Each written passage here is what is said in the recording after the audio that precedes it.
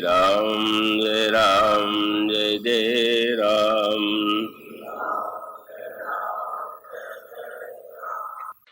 रघुवीर प्रताप ते सिंधुतरे पाखान ते मति मंदज राम तज भजहि जाई प्रभुआन।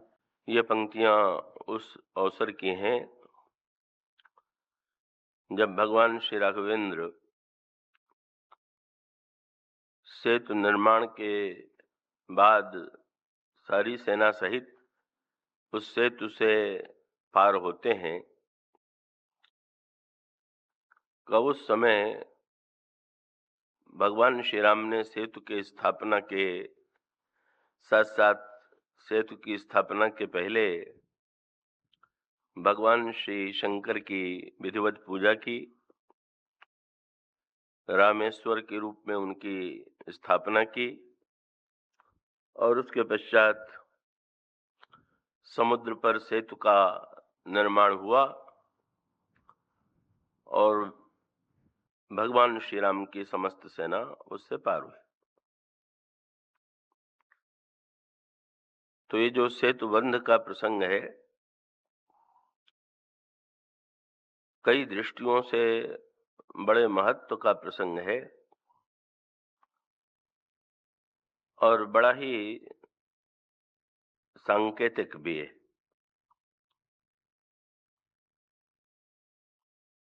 का साधारण दृष्टि से यदि विचार करके देखें तो भगवान श्री राघवेंद्र के लिए समुद्र पर सेतु बनाने की कोई आवश्यकता नहीं थी। जब हम उन्हें साक्षात ईश्वर के रूप में स्वीकार करते हैं तो भगवान श्री राघवेंद्र तो अपने संकल्प से ही समुद्र को सुखा सकते थे और उनकी सारी सेना सरलता पूर्वक पार हो सकती थी। यह केवल अपने चमत्कार के द्वारा भी वे सेना को उस पार पहुंचा सकते थे, पर भगवान श्री राघवेंद्र ने न तो अपने बाणों के द्वारा समुद्र को सुखाया और न तो उन्होंने किसी चमत्कार के द्वारा अपनी सेना को पार किया, अपितु इसके स्थान पर उन्होंने समुद्र पर सेतु का निर्माण किया, पुल का निर्माण किया। तो भगवान श्री राघवेंद्र ने यहाँ पर ईश्वरीय सामर्थ्य का प्रदर्शन यदि नहीं किया, कि ईश्वरीय चमत्कार का यदि प्रदर्शन नहीं किया, तो इसके पीछे कुछ विशेष उद्देश्य है। अब आप लोग पिछले कई वर्षों से सुनते रहे, कई सत्र में सुनते रहे हैं। पिछले वर्ष तो इसी की ओर संकेत किया गया था कि श्री रामचरितमानस को हृदयंगम करने के लिए प्रारंभ में 2 सूत्र धारण कर लेना चाहिए। का एक तो गोस्वामी जी का ये आग्रह है कि श्री राम साक्षात ईश्वर है, पर जितना उनका आग्रह यह है कि श्री राम साक्षात ईश्वर हैं, का उतना ही गोस्वामी जी ने ये कहा कि भगवान श्री राघवेंद्र ईश्वर होते हुए भी मनुष्य के समान आचरण करते हैं। तो ईश्वरत्व पर भी बल देते हैं और मनुष्य मानवीय आचरण पर भी बल देते हैं। और इसीलिए उन्होंने बड़े 2 सार्थक सांकेतिक शब्द चुने हैं। का एक शब्द वे कहते हैं, जो उनके ग्रंथ का नाम है, वह है रामचरितमानस। तो रामचरितमानस शब्द का अर्थ है जिसमें भगवान श्री राघवेंद्र के चरित्र का वर्णन किया गया है। का हमारे कई विद्वान वक्ता, व्याख्याता जब प्रारंभ में श्री रामचरितमानस के का अध्यात्म पक्ष की चर्चा मेरे माध्यम से प्रारंभ हुई, तो उनकी मुख्य आपत्ति इसी बात पर थी कि गोस्वामी जी ने इस ग्रंथ का नामकरण रामचरितमानस किया है कि इसलिए वस्तुतः ये श्री राम का मानवीय चरित्र है और चरित्र की दृष्टि से ही इसे देखा जाना चाहिए। ज्ञान अथवा अध्यात्म की दृष्टि से इसे देखने की कोई आवश्यकता नहीं। और दूसरा पक्ष का जो श्री रामचरितमानस के माध्यम से ही रखा गया वो ये था कि श्री राम साक्षात ईश्वर है। पर यदि दोनों प्रश्नों पर आज भी मुझसे विचार करने के लिए कहा जाए तो मैं ये कहूंगा कि ये दोनों बातें जो हैं एक दूसरे की विरोधी न होकर के एक दूसरे की पूरक है। क्योंकि रामचरितमानस में श्री राम के ईश्वरत्व पर भी इतना अधिक बल दिया गया है, बार बार बल दिया गया है कि आप ऐसा कोई प्रसंग ही नहीं पाएंगे कि जहां पर श्री राम के ईश्वरत्व का स्मरण न कराया गया।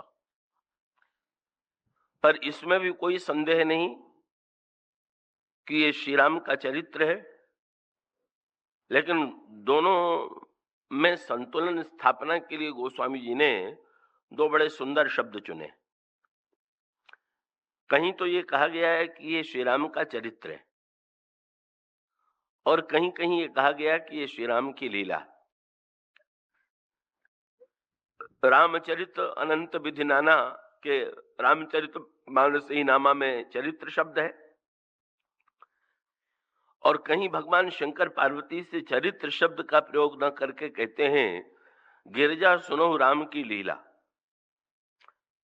कब पार्वती भगवान राम की लीला सुनो, तो ये दोनों सूत्र यदि समझ ले तो रामायण को समझने में कठिनाई नहीं होगी।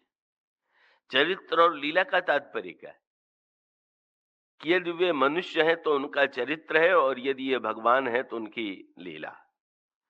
बस इसकी विलक्षणता ये कि ये श्री राम के ईश्वरत्व का ये वस्तुतः का इसका तात्विक अभिप्राय ये है कि भाई यदि ये मान करके चलें कि श्री राम केवल मनुष्य ही हैं तो मनुष्य मान लेने से कुछ समस्याएं हमारे सामने आती, और उसमें एक समस्या तो ये है कि रामचरितमानस में श्री राम की भक्ति का जो संदेश दिया गया है का उस संदेश का तो श्री गणेश यहीं से होता है कि देवता मुनि पृथ्वी जब व्याकुल हो जाते हैं और ब्रह्मा भी ये कह देते हैं कि रावण की समस्या का समाधान करने की क्षमता मेरे पास नहीं है, तब सबके मन में आता है कि भगवान की आवश्यकता है।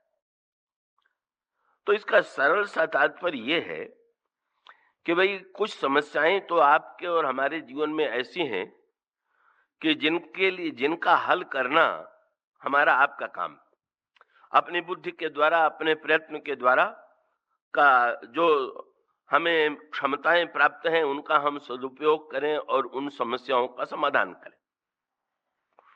तो ये तो मनुष्य के लिए आवश्यक है ही है, लेकिन इसके साथ साथ जीवन का एक सत्य ये भी है कि भाई कुछ समस्याएं ऐसी होती हैं कि जहां पर आकर के व्यक्ति को अटक जाना पड़ता है और व्यक्ति को ये प्रतीत होता है कि इस समस्या का समाधान का मानव के हाथ में नहीं।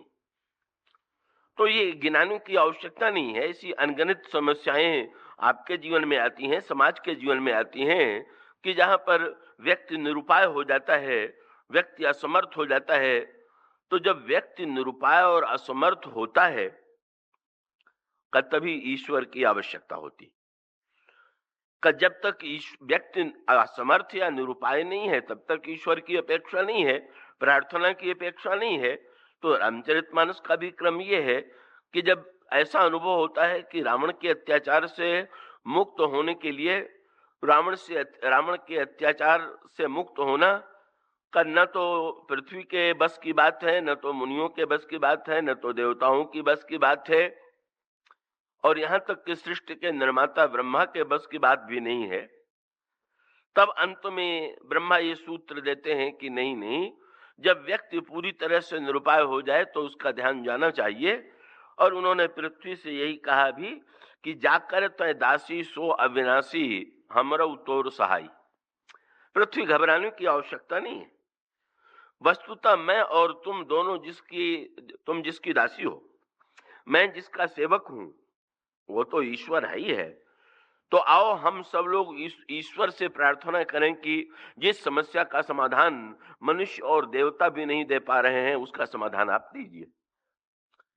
तो इस तरह से रामचरितमानस का तो मूल आधार यही हुआ कि जहां पर मानवीय सीमाएं समाप्त हो गईं, क्षमताएं समाप्त हो गईं, वहीं पर ईश्वर की आवश्यकता का अनुभव हुआ।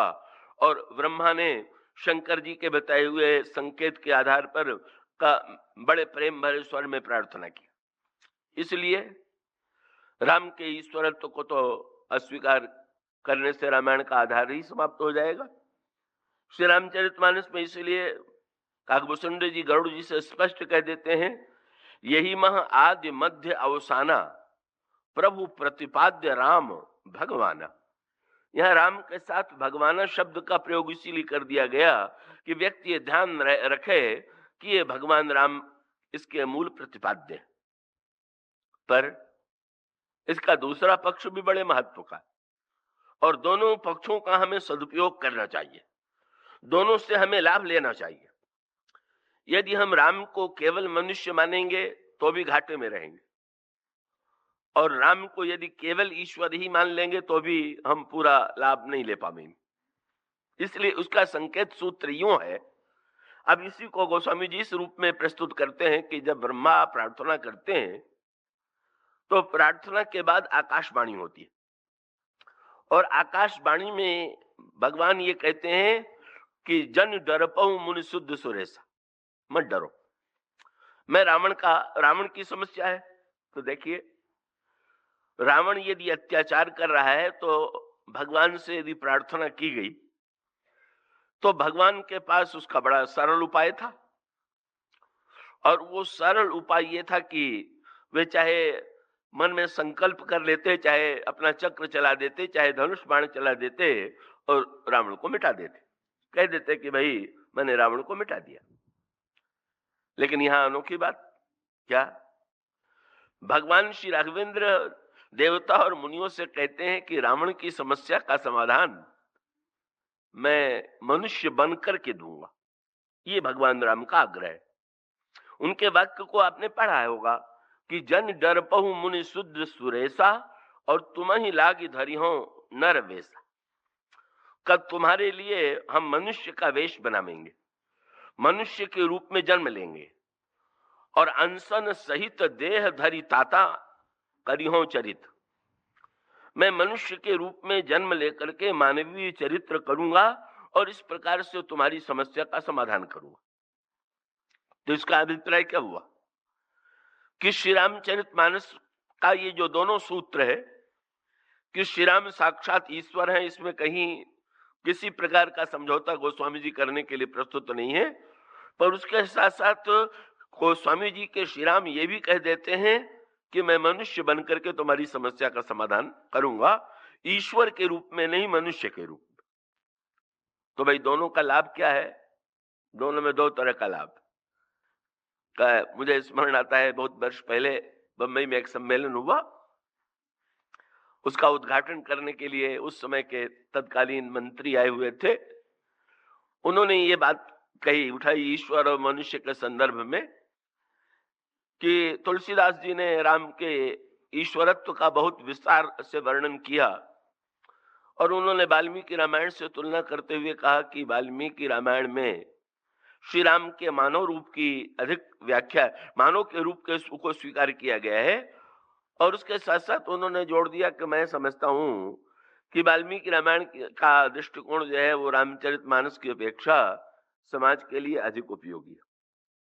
और उनका तर्क ये था कि अगर हम श्री राम को ईश्वर मान लेंगे तो फिर ईश्वर मान लेने के बाद हम संतोष कर लेंगे कि भाई ईश्वर तो हमसे बहुत दूर है, हमसे बहुत ऊपर है, इसलिए ईश्वर के चरित्र से कोई प्रेरणा लेने की आवश्यकता नहीं। ईश्वर का अनुकरण व्यक्ति कैसे करेगा, इस प्रकार का भाव व्यक्ति के मन में आवेगा और परिणाम होगा कि श्री राम के चरित्र से प्रेरणा नहीं लेगा।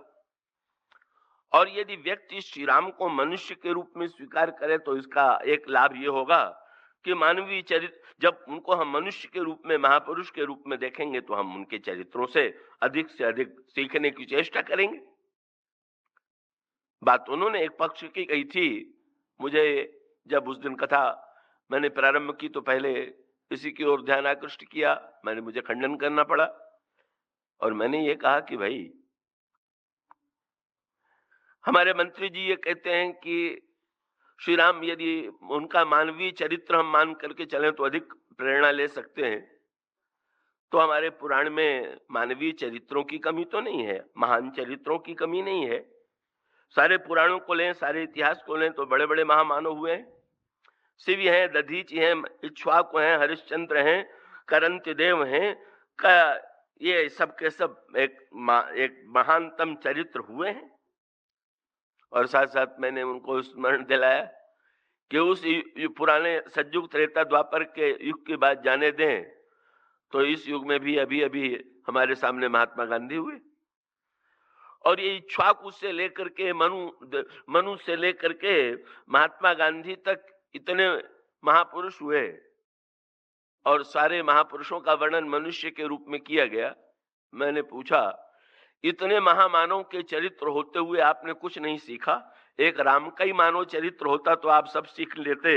इसमें कौन सी बुद्धिमत्ता की बात है? इसका अर्थ है कि चरित्र से सीखने के लिए आपको कोई आवश्यक तो नहीं है, आप तो इतिहास के अनेक पात्रों से सीख सकते हैं। बात मनुष्य के सामने समस्या दूसरी कि भाई मनुष्य को प्रेरणा के साथ साथ एक वस्तु की और आवश्यकता है और इसीलिए श्री राम के ईश्वरत्व की आवश्यकता है। श्री राम के मनुष्य चरित्र से हम प्रेरणा लें का ये तो गोस्वामी जी भी इस पर बल देते हैं। वो अभी उसी का पक्ष आपके सामने, उस पक्ष को, इन दोनों पक्षों के सामंजस्य की ओर मैं आपका ध्यान आकृष्ट करूंगा।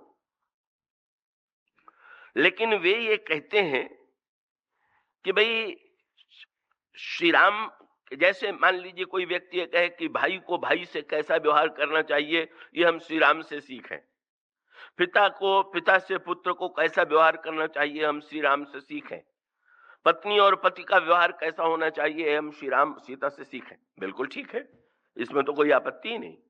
ये तो गोस्वामी जी भी आग्रह करते हुए कहते हैं कि जब भगवान मानवीय चरित्र करते हैं तो इसका अभिप्राय है कि मानव मात्र को उस चरित्र से शिक्षा लेनी चाहिए। लेकिन मनुष्य के सामने एक बड़ी भारी जटिल समस्या, और समस्या जानने की उतनी नहीं है जितना उतारने की है। इसका अर्थ है कि क्या ये प्रत्येक व्यक्ति नहीं जानता कि भाई को भाई से प्रेम करना चाहिए, पिता पुत्र में, पति पत्नी में बड़ा प्रेम होना चाहिए? ये जानने की कमी कहाँ?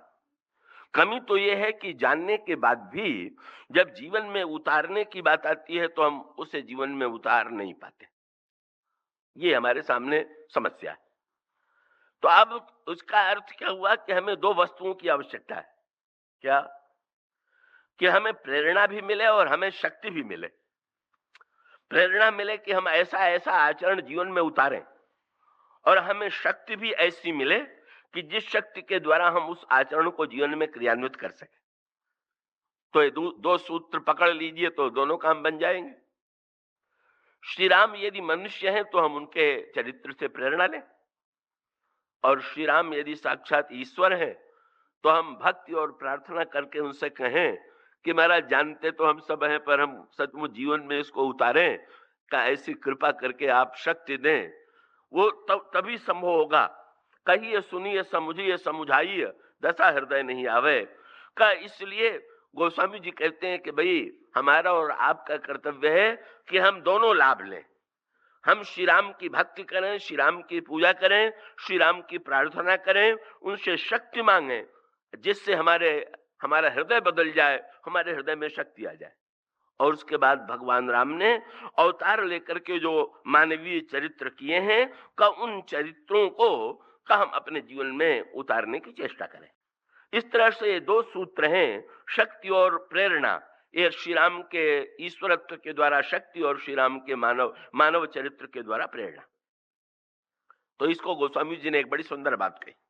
क्या ये जो प्रसंग चुना गया है इसके संदर्भ में ही ये सूत्र मैं देना चाहता था। यहां पर गोस्वामी जी ने जब भगवान श्री राघवेंद्र के अवतार का वर्णन किया तो उन्होंने अवतार शब्द का जो तात्पर्य प्रस्तुत किया वो भी प्रस्तुत किया सेतु के रूप में। भगत हेतु भगवान प्रभु राम धरऊ तनुभूप का भगवान श्री राघवेंद्र ने लिया का, लेकिन उसके पश्चात दूसरे दोहे में गोस्वामी जी कहते हैं करत चरित नर अनुहरत।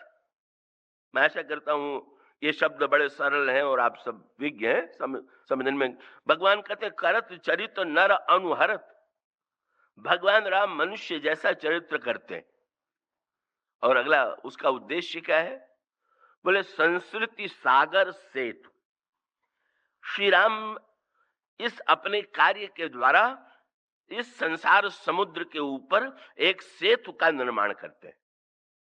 और उसका अभिप्राय क्या हुआ कि ये सेतु निर्माण की प्रक्रिया केवल लंका के संदर्भ में ही नहीं है। भगवान राम ने भारत और लंका के बीच में जो विशाल समुद्र था उसे पार करने के लिए पुल का निर्माण किया, सेतु का निर्माण किया। ये केवल उसी स्थान पर ढूंढने की आवश्यकता नहीं, बल्कि सत्य तो यह है कि भगवान श्री राघवेंद्र ने प्रारंभ से ही जो उनके अवतार की भूमिका है का, श्री राम का अवतार क्या है? अवतार मानो एक सेतु का निर्माण।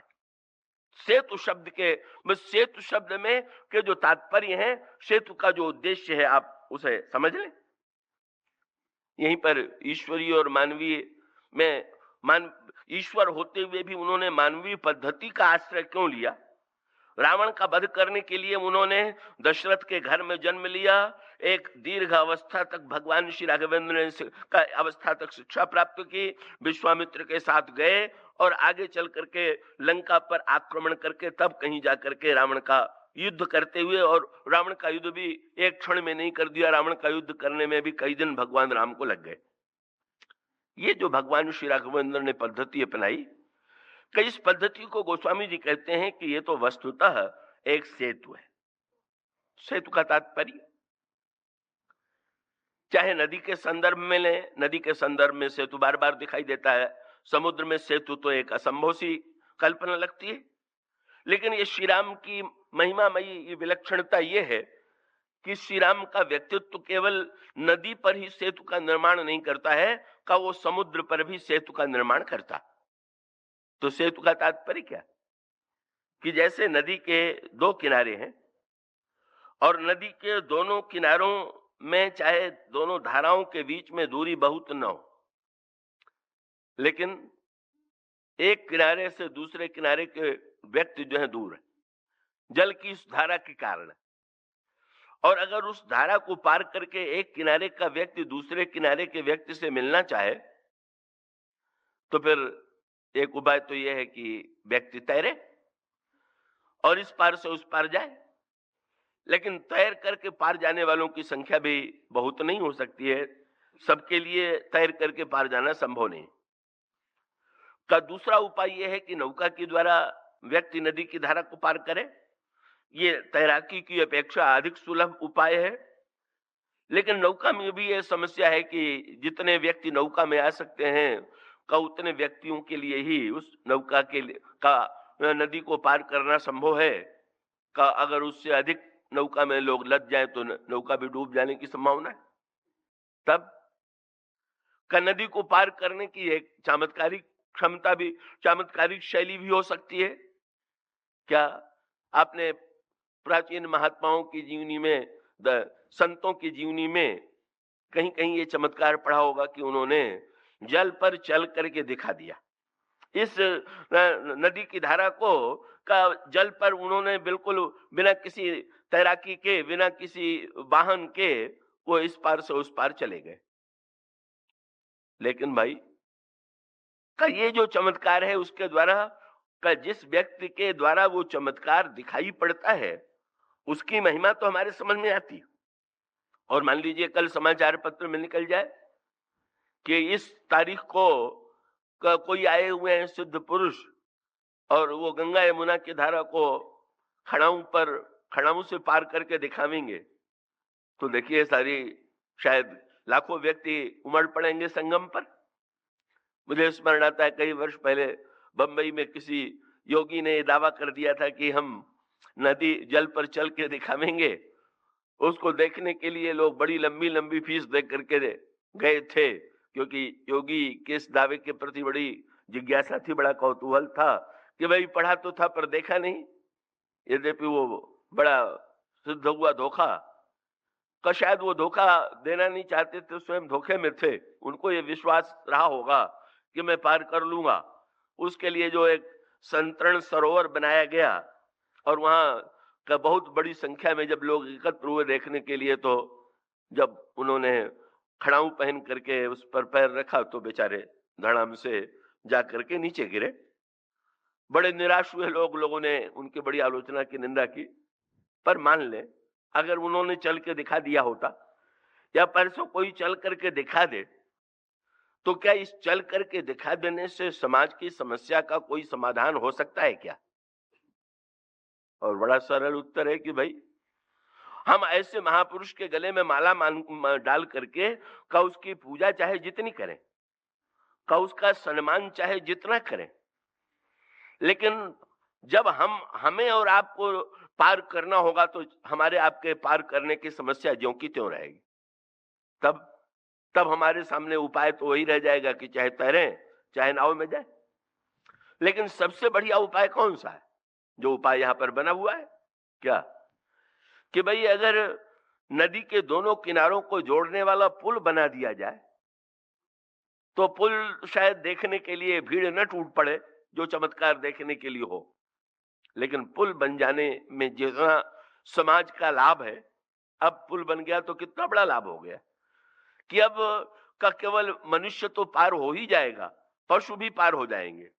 का नन्ही गोस्वामी जी यहाँ तो कह देते हैं कि एक चींटी भी अब उस पुल के सहारे चाहे तो नदी के इस पार से उस पार चली जाएगी। गोस्वामी जी ने रामायण के प्रारंभ में यही दोहा लिखा, अति अपार जे सरित बर जो नृप से तू कराही चढ़ी पिपीली का परम लघु बिन श्रम पार ही जाए। चींटी भी पार हो गई। तो भाई जिसने चमत्कार से पार किया उसने हमारा अधिक कल्याण किया कि जिसने पुल बना दिया उसने हमारा अधिक कल्याण किया? कि भाई हमारा हित तो उसने अधिक किया जिसने पुल का निर्माण किया। तो ये भगवान राम का ईश्वर से मनुष्य बन जाने का अभिप्राय क्या था कि अगर ईश्वर के रूप में चमत्कार के माध्यम से ही भगवान राम सारे कार्य कर देता, ईश्वर सारे कार्य कर देता, तो इसके द्वारा उनकी पूज्यता तो हमारे समझ में आती, लेकिन प्रत्येक व्यक्ति के लिए उसके अनुकरणीयता की बात नहीं आती। पर भगवान का करत चरित नर अनुहरत संस्कृति सागर से तो इसका अभिप्राय है कि वस्तुतः भगवान ने एक अनोखी लीला की। ईश्वर और मनुष्य के रूप में, निर्गुण और सगुण के रूप में, लीला और चरित्र के बीच में श्री राम का व्यक्तित्व क्या है, श्री राम का चरित्र क्या है, का मानो श्री राम का पूरा व्यक्तित्व जो है उसको हम अगर कहें तो ये कह सकते हैं कि श्री राम का जीवन, श्री राम का चरित्र, श्री राम का व्यक्तित्व एक सेतु है। और गोस्वामी जी को इसीलिए ये सेतु शब्द श्री राम के संदर्भ में इतना प्रिय है कि उनकी प्रत्येक वस्तु को गोस्वामी जी कहते हैं कि अरे ये तो सेतु है। भगवान राम का नाम क्या है? तो आप दोहा पढ़ेंगे, नाथ नाम तव सेतु नर चढ़ी भव सागर तरे। महाराज आपका नाम तो सेतु है। का आप चरित्र के संदर्भ में अभी दोहा सुन चुके, करत चरित नर अनुहरत संस्कृति सागर सेतु। आपका नाम क्या है? सेतु है। आपका चरित्र क्या है, सेतु है। और जो प्रसंग आपके सामने विस्तार से रखा जाएगा,